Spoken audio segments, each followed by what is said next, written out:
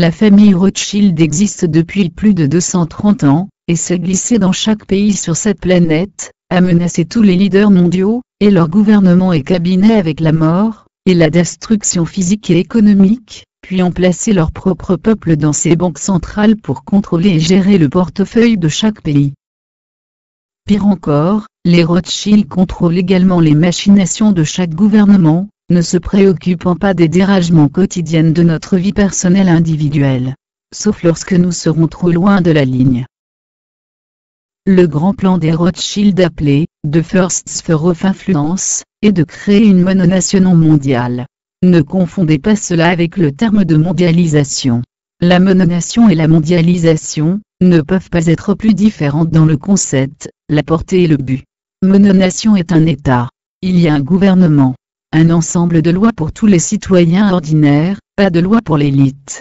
La mondialisation se réfère à la communication, au commerce, à l'interaction, etc. entre des pays distincts, différents, indépendants et souverains. Le plan des Rothschild, appelé aussi ordre mondial que certains, dénonce par ironie la thèse du complot. Oui, il est bien réel.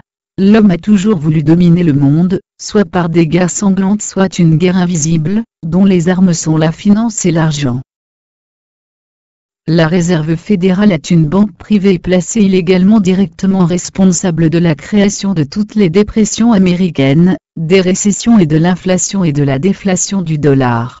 La Réserve fédérale américaine contrôle l'impression d'aides devises, puis charge les intérêts du gouvernement américain sur ses prêts. L'intérêt augmente chaque année, ce qui rend difficile, sinon impossible pour le gouvernement américain, de le payer. Comment payer cet intérêt? Par l'impôt sur le revenu des particuliers des États-Unis. 165 banques centrales appartiennent à Rothschild.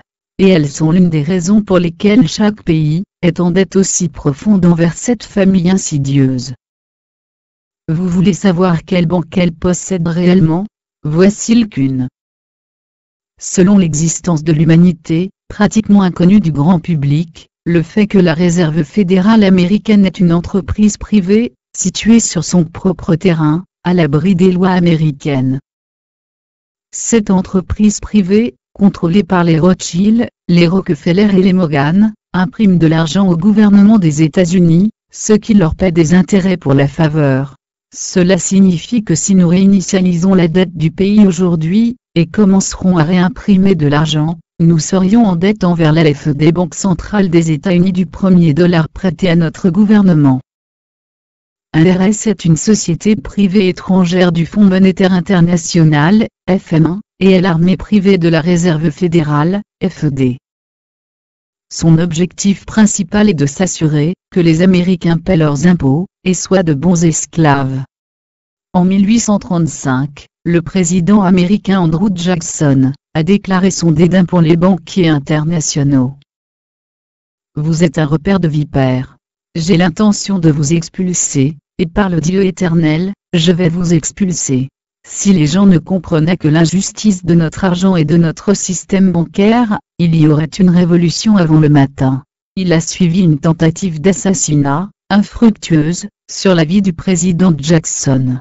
Jackson avait déclaré à son vice-président, Martin Van Buren: la banque, Monsieur Van Buren, essaie de me tuer. C'était le début d'un modèle d'intrigue, qui affecterait la Maison-Blanche, elle-même au cours des prochaines décennies. Lincoln et JFK ont été assassinés pour avoir tenté de débarrasser le pays des banquiers.